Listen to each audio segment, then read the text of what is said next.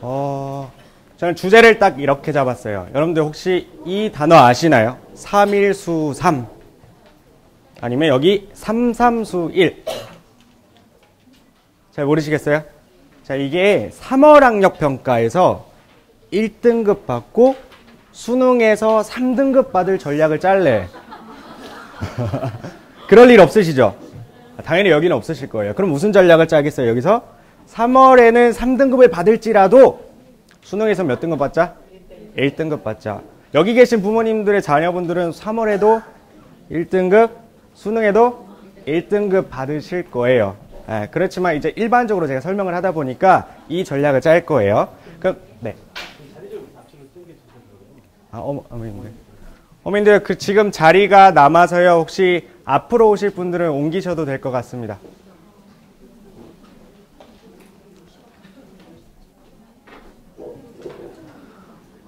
이거 시작하기 전에 저는요, 아까 정한쌤도 강사 왜 됐는지 소개를 해드렸죠.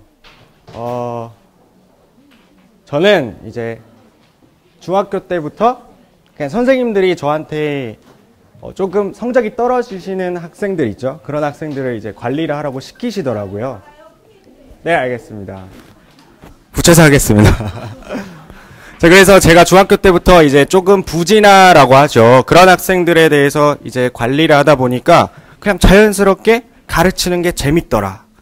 그럼 이걸 직업으로 하면은 나도 좋을 것 같은데. 이러다 보니까 15살부터 준비를 했어요. 실제 학원 경력으로 보면 다른 유명한 선생님들보다는 좀 경력이 미진할 수 있겠지만 예전부터 준비를 했기 때문에 뭐 여러 가지 측면에서는 믿으셔도 됩니다. 자, 일단 설명을 시작하겠습니다. 그러면 3삼수일이라고 할 텐데, 그러면 선생님 3등급에서는 3월에서는 왜 3등급을 받게 되는 경우가 발생하냐가 궁금하시잖아요. 일단 공부를 해야 되는데, 자, 수학 나영이라면 지금 어머니들 어떤 과목을 치게 되죠? 수원, 수투, 확통 이렇게 세 개를 치게 되죠.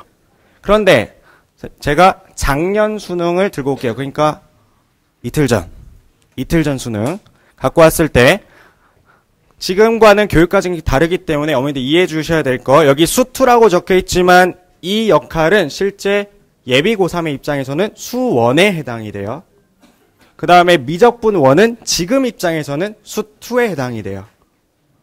자, 그럼 보세요. 이 총점을 보면 우린 배점을 많이 맞아야 등급을 높일 수 있으니까 당연히 미적분 원을 잘 받고 싶어요. 그 다음에는 수2. 그 다음에는 확통. 배점 원래 작네. 얘보다는 얘가 더 잘하면 좋겠네. 근데 사실상 우리가 2점 맞추려고 수능 보는 거 아니잖아요. 3점도 아니잖아요. 몇 점? 4점. 그럼 4점의 배점을 보게 되면 실제로 쌤 똑같아요. 6개, 4개, 3개. 그럼 똑같이 미적분 1, 수2, 확률과 통계 순으로 중요하겠네 라고 생각을 하실 텐데 실제로 뜯어보면 수2 4개죠. 저거 뜯어보면 실제로 애들이 못 푸는 4점짜리는 몇 개인 줄 아세요? 1개예요. 그러면 4개 중에 3개는 포장지만 4점이고 얘네들보다 훨씬 더 쉬워요. 그러면 현실적으로 볼까요? 그럼 수2에서 몇 개? 1개. 여기선 몇 개? 6개. 여기선 3개. 그러면 선택 과목이 아니라 이 3개 과목 중에서 우리가 공부를 해야 되는 비중이 바뀌죠. 무조건 맨 처음에 미적분 1. 그 다음에 수2가 아니라 확통. 그 다음에 수2예요. 그럼 얘를 교육과정이 바뀌었으니까 지금의 교육과정으로 말씀드리면 가장 중요한 거 수2. 그 다음에 수원이 아니라 어디? 확통이에요. 그 다음에 수원이에요. 아마 수능을 치게 될 때 문제 그런 구성을 보게 되면 똑같이 지금과 똑같을 거예요. 11, 8개 이렇게 예상을 하고 있어요. 그리고 수원은 자, 여러분 헷갈릴 수 있지만 제가 천천히 말해드릴게요. 수원은 개정 전에 수2의 역할을 하기 때문에 엄청 어렵게 나올 리가 없어요. 그럼 우린 어디에 집중해야 돼요? 수2. 어머니도 동의하셨어요? 그런데 3월 학력평가 볼게요. 작년까지 그러니까 교육과정 바뀌기 전이죠. 아직 교육과정 바뀐 후 3월은 치지 않았으니까. 수2가 전범이에요. 옛날 거예요, 이거. 그러면 지금은 뭐 전범일까요? 수원 전범이에요. 그럼 내가 고3이야. 공부를 해야 돼. 수능 공부를 하려고 딱 공부를 준비를 하고 있어요.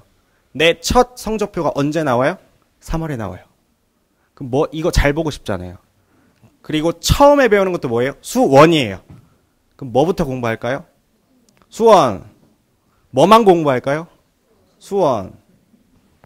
그런데 실제 수능에서는 수원이 몇 문제 나온다? 11. 어렵게 나온다? 쉽게 나온다? 아, 쉽게는 아니고 어렵지 않게 나온다. 이거예요. 어렵지 않게 나온다.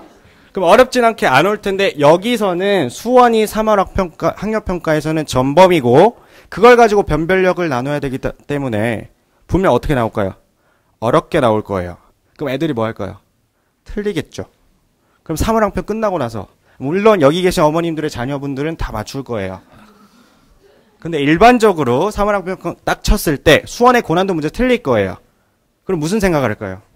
아, 수원 부족해. 아, 나 12월부터 했는데.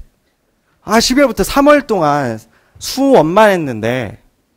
아, 수원 다시 하자. 원래는 뭐 해야 될 시기? 수투할 시기. 확통할 시기. 근데 다시 어디로 돌아간다? 수원으로요. 왜? 성적표에 알려져 있거든요. 나 수원 못해. 적혀 있거든요. 그러고 지납니다. 시간이. 그러면 어디로 갈까요? 6월 모의평가.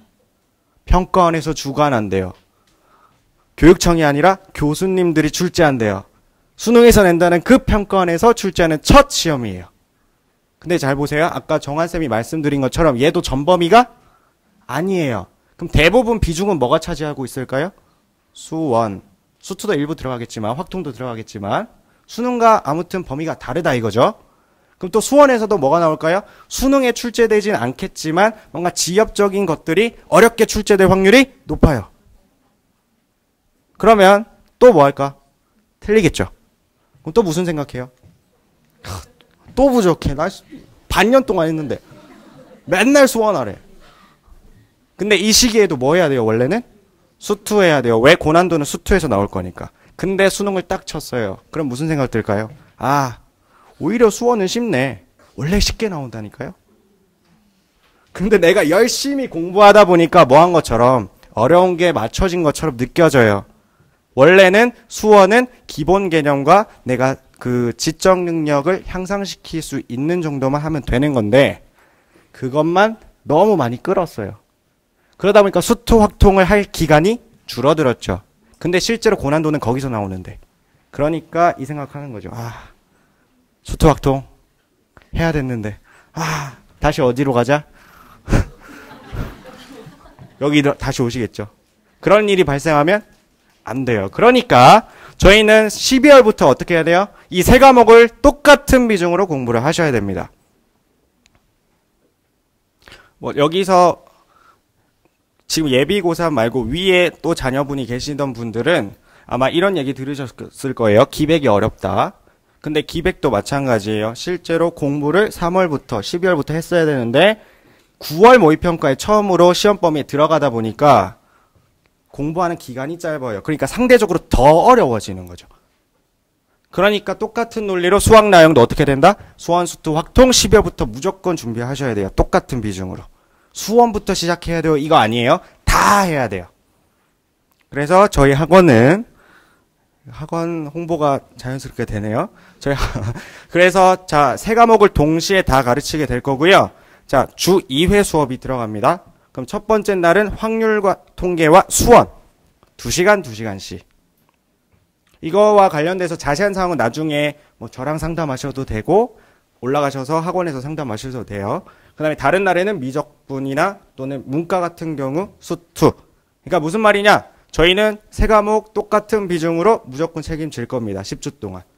자, 학원 소개하려고 여기 온 거는 제가 아니기 때문에 일단 여기로 넘어가고 그러면 뭘 공부해야 되는지는 됐어요. 그럼 얘네들을 어떻게? 이게 중요하지 않을까요? 어떻게?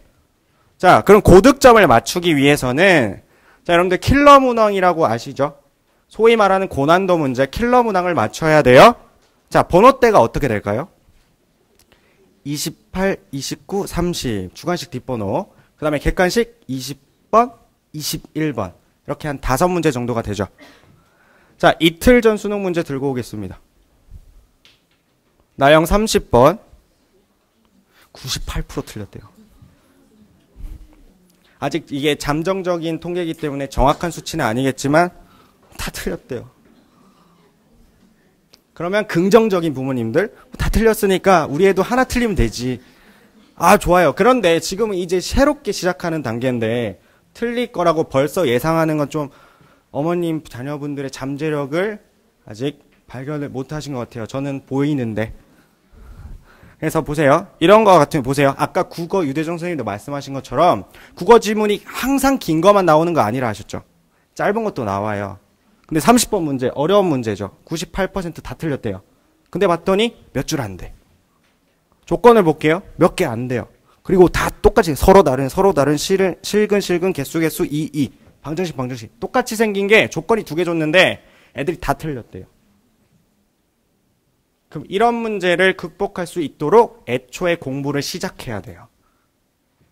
그러면 이 문제를 제가 학생이 틀려왔어요. 뭐 예비고3이라고 합시다. 학생이 와서 제가 30번 문제를 풀어줬어요. 이건 이런 개념이 들어가 있고 이런 조건을 단서로 뽑아서 문제를 풀어야 돼 라고 했어. 그러면 애들이 풀겠죠. 이해하겠죠. 아까 정화쌤도 이걸 이해시켰더니 한대요. 풀었죠. 다음 날에 제가 줬어요. 풀까요? 못 풀까요?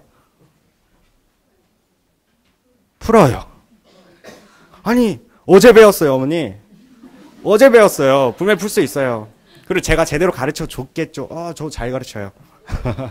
그러니까 기억력이 좋은 학생들은 그대로 풀 거예요. 자, 일주일 뒤에 줬어요. 일주일이란 시간이 지났으니까 못 풀겠지? 아니요, 2번이나 풀었어요. 더 잘 풀 거예요. 한 달 뒤에는 이제 좀 갈리네요. 더 잘 풀어요. 그게 기출문제예요. 기출문제 계속 반복해서 풀죠. 그래봤자 뭐밖에 안 돼요? 암기력밖에 안 늘어요. 자, 실제로 수능까지 아무리 내가 100%의 힘을 다해서, 아니요, 200%의 힘을 다해서 준비를 했어요. 수능 딱 들어갔어요. 무조건 새로운 문제 나옵니까? 안 나옵니까? 나옵니다. 내가 모르는 표현 나와야 안 나와요? 나옵니다. 그럼 그거를 스스로 풀 수 있어야 돼요. 근데 지금까지 했던 공부 방식은 기출문제 딱 보고 걔를 계속 풀었어요. 뭐밖에 안 돼요? 암기밖에 안 돼요. 나 수능평가원 기출문제 홍보대사 아닙니다. 그러니까 기출문제를 계속 똑같이 푸는 거는 의미가 없어요. 그럼 뭘 배양해야 되냐? 자, 개념 안 돼 있는 거 아니죠? 3차 함수 예비고 3이면 알 거예요. 방정식 알아요. 실근 개수 알아요. F 프라임 뭔지 알아요. 근데 왜 못 푸냐고요? 개념 알아요? 네, 알고 있어요. 그럼 고2 때도 했을 거니까 문제도 잘 풀었을 텐데, 내신 때 대비했으니까 문제 많이 풀었을 텐데, 근데 왜 못 풀까요? 딱 이유는 하나밖에 없어요. 이거. 생각하는 연습이 안 되어 있어요.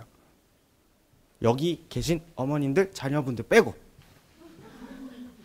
자, 아무튼 이게 안 돼 있단 말이에요. 그러면 이거를 길러줘야만 새로운 문제가 나오더라도 뭐 할 수 있겠어요? 풀 수 있단 말이죠.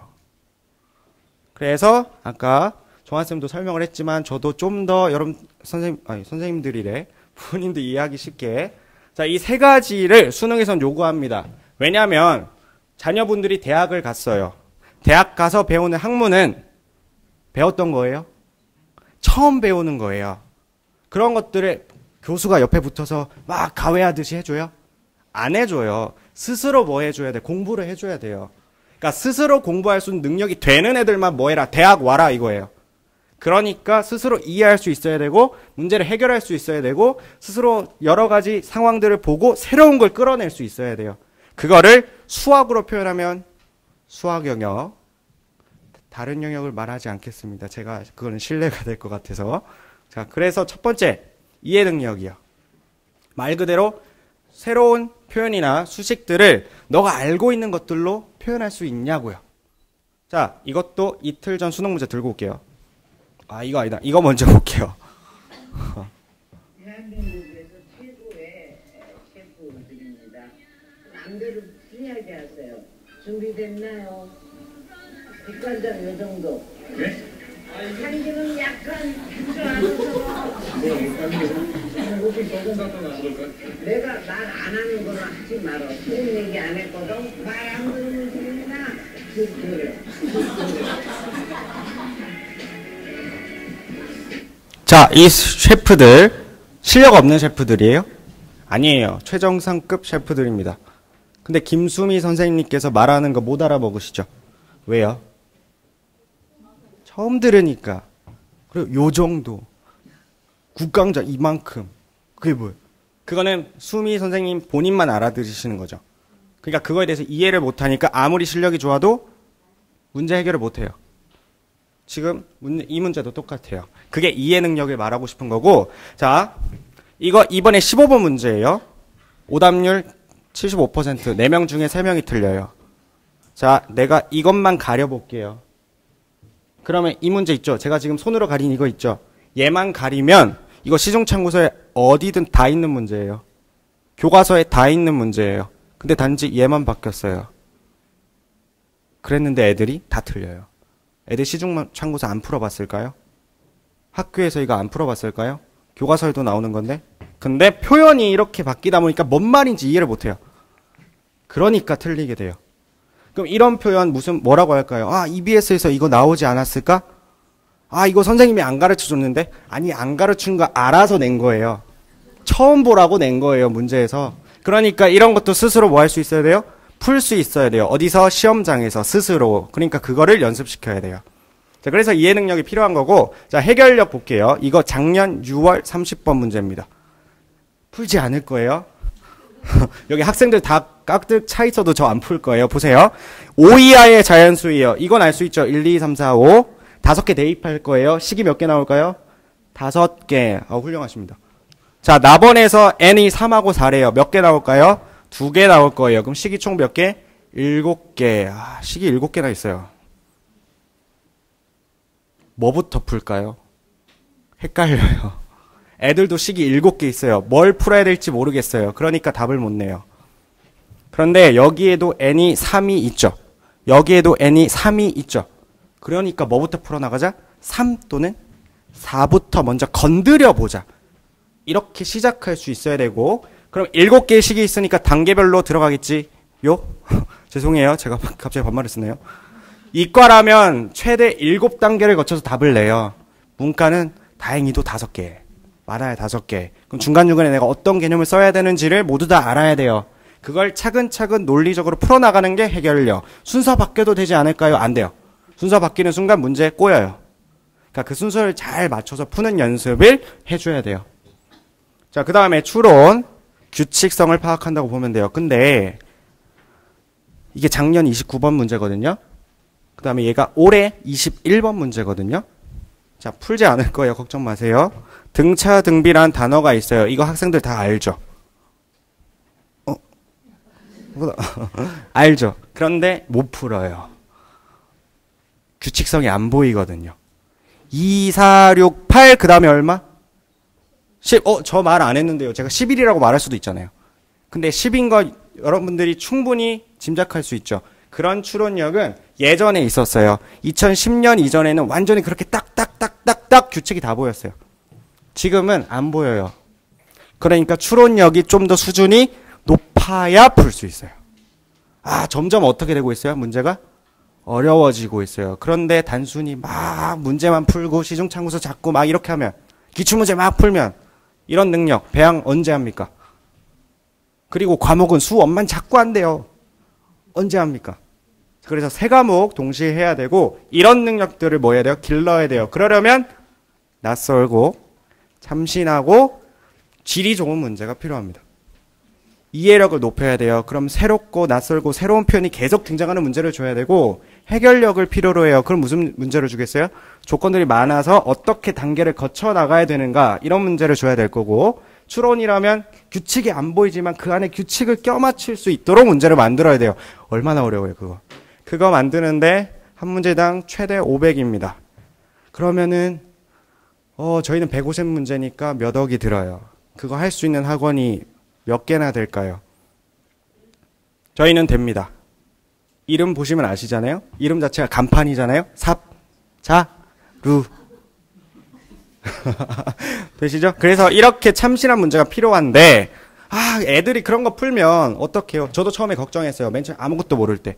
아니 이렇게 가르치면 시중창고서 문제가 참신해지는 거 아니야?